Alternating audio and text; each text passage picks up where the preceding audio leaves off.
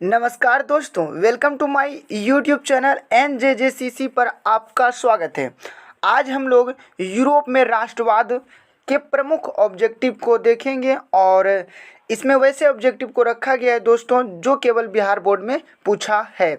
तो पहला क्वेश्चन है हम लोग का कि फ्रैंकफर्ट की संधि कब हुई। तो फ्रैंकफर्ट की जो संधि है दोस्तों यह जो है 1871 ईस्वी में हुआ था और इस क्वेश्चन को जो है 2020 और 2021 में पूछा गया है। जर्मनी के एकीकरण के लिए कौन उत्तरदायी था। तो जर्मनी के एकीकरण के लिए दोस्तों बिस्मार्क जो है यह उत्तरदायी था। क्वेश्चन है इटली के एकीकरण में निम्न में किसका संबंध नहीं है। तो इटली के एकीकरण में दोस्तों यह बिस्मार्क का संबंध नहीं है। इटली और जर्मनी के एकीकरण के विरुद्ध निम्न में कौन था।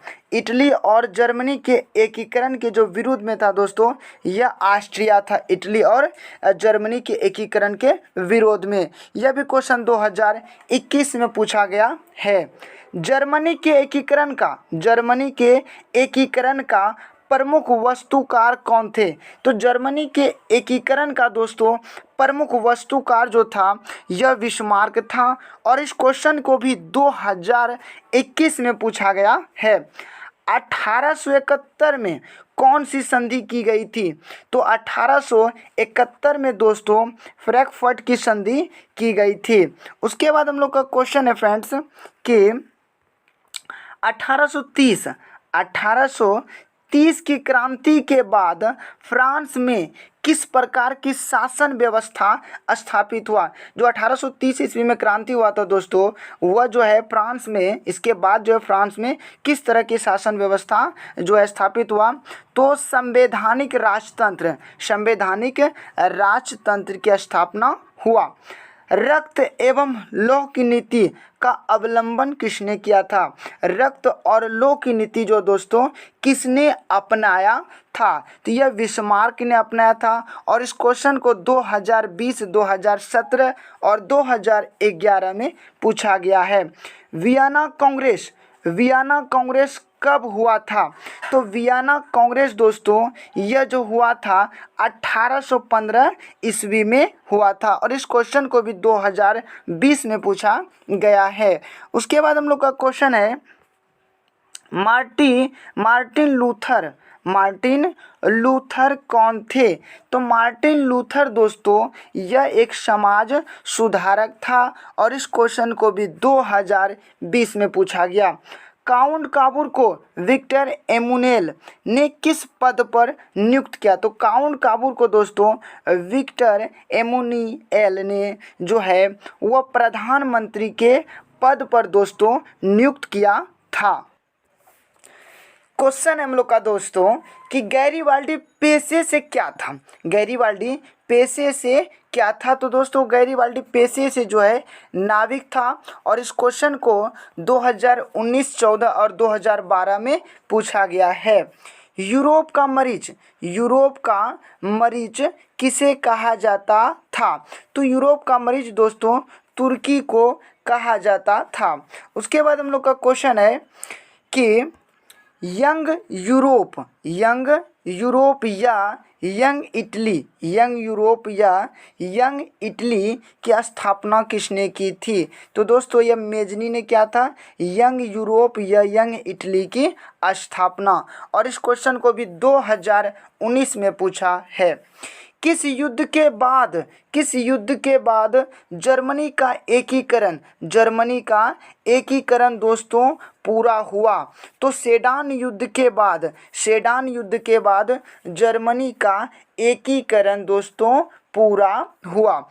उसके बाद है यूरोप वासियों के लिए किस देश का साहित्य, ज्ञान, विज्ञान प्रेरणा स्रोत रहा दोस्तों। तो यह यूनान जो है यूनान एक देश है दोस्तों। यह यूरोपवासियों के लिए जो है साहित्य, ज्ञान, विज्ञान का प्रेरणा स्रोत का केंद्र रहा।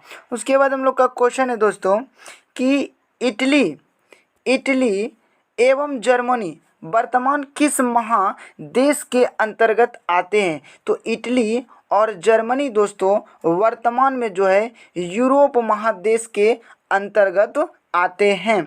जर्मन राइन राज्य का निर्माण किसने किया था? जर्मन राइन राज्य का निर्माण दोस्तों नेपोलियन बोनापार्ट ने किया था। नेपोलियन बोनापार्ट ने जर्मन राइन राज्य की स्थापना की थी।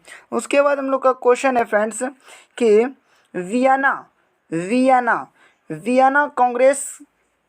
वियना कांग्रेस के द्वारा दोस्तों फ्रांस में किस शासक वंश की पुनर्स्थापना की गई थी? यह बुर्बो राजवंश दोस्तों, बुर्बो राजवंश जो है वियना कांग्रेस के द्वारा फ्रांस में जो है राजवंश का जो है यह पुनर्स्थापना की गई थी। सन 1870 में फ्रांस और प्रसा के बीच युद्ध कहाँ हुआ था? तो सन 1870 में फ्रांस और प्रसा के बीच दोस्तों युद्ध सेडान में हुआ था। जिलबेरिन एक संस्था थी। जिलबेरिन क्या थी दोस्तों? तो जिलबेरिन जो है जिलबेरिन जो है दोस्तों यह एक व्यापारियों की दोस्तों संस्था थी। और इस क्वेश्चन को भी 2011 में पूछा गया है। उसके बाद हम लोग का क्वेश्चन है दोस्तों कि निम्न में बिस्मार्क क्या था? तो बिस्मार्क दोस्तों यह जो है कूटनीतिज्ञ था दोस्तों। सन 1829 में एड्रियानोपुल की संधि किस देश के साथ हुई?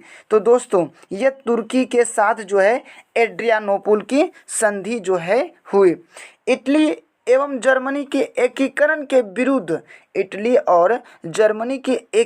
के विरुद्ध निम्न में कौन था दोस्तों? तो यह जो है इटली और जर्मनी के एकीकरण के विरुद्ध जो है दोस्तों यह ऑस्ट्रिया था। उसके बाद हम लोग का क्वेश्चन है कि मेजनी का संबंध किस संगठन से था?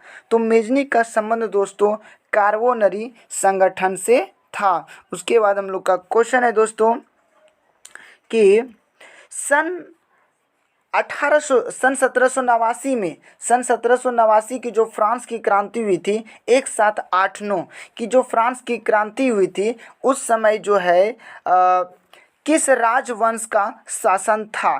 तो जिसमें फ्रांस की क्रांति हुई थी दोस्तों उस समय जो है बुर्बो राजवंश का शासन था। धन्यवाद दोस्तों, आपने हमारी पूरी वीडियो देखी। उम्मीद है कि हमारे चैनल को आप सब्सक्राइब भी जरूर करे होंगे।